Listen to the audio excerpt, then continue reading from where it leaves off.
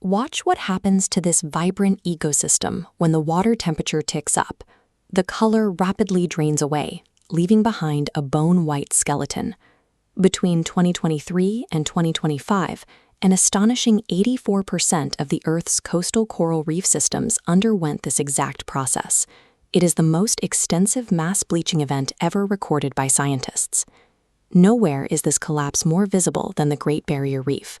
Stretching along Australia's coast, it is the single largest living structure on the planet. But this massive ecosystem has been hammered by severe thermal stress over and over again. It suffered mass bleaching in 2016, 2017, 2020, 2022, 2024, and 2025, leaving massive stretches of coral completely dead.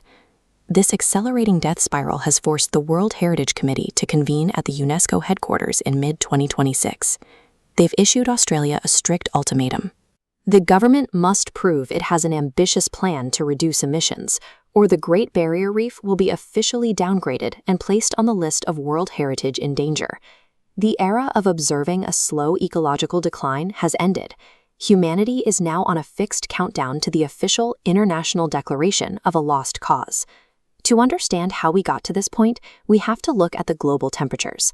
In 2024, the Earth hit its hottest year on record, and the oceans absorbed a massive amount of that excess thermal energy. This chart shows the annual sea surface temperatures in non-polar oceans. Look at how the average reached 20.87 degrees Celsius in 2024, violently crossing the biological thermal tolerance line for many coral species. When the water gets this hot, the coral polyps, the tiny animals that build the reef, experience extreme physical stress. They react by violently expelling the microscopic symbiotic algae living inside their tissues, which provides the coral with its color and its primary source of food. This microscopic failure ripples outward to affect the entire ocean. Coral reefs cover less than 1% of the ocean floor, but they provide the habitat for 25% of all marine species. If you're finding these insights into how our ocean ecosystems function valuable, please take a second to like this video and subscribe to the channel. These marginal temperature increases stall the biological engine sustaining a quarter of all marine species. The heat is only one part of the problem. A March 2026 Reef Health Update detailed tropical cyclone Narelle, bringing severe storm surges that physically snap and batter the weakened coral structures. Extreme weather events like this also dump massive volumes of freshwater runoff and agricultural flooding directly into the marine park, further choking an ecosystem that is struggling to survive. Australian authorities run highly sophisticated local conservation operations to combat physical threats. They actively call predators like the crown of thorns starfish, which eat the coral. They also enforce strict zoning laws, meticulously monitor water quality, and fund extensive reef restoration projects to help the ecosystem recover. But these massive local efforts are essentially treating symptoms.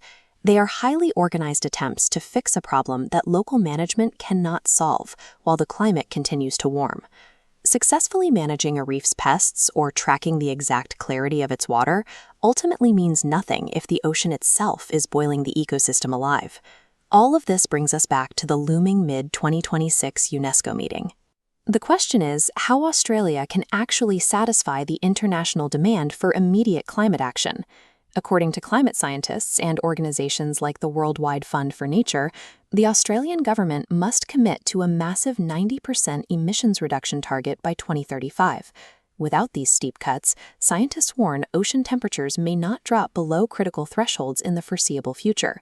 The reef will enter a continuous state of bleaching stress, leaving absolutely no biological window for the polyps to recover.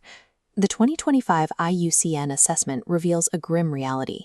Even with immediate action, the reef's biological baseline has shifted permanently. Massive, structurally complex corals are dying off in large numbers.